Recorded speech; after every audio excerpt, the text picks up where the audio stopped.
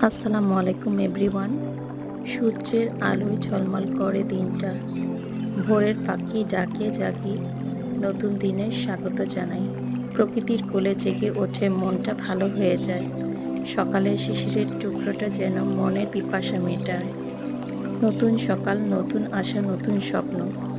সূর্যের আলোয় স্নান করে নতুন দিনের শুরু। শুভ সকাল, ভালো থাকবেন সবাই।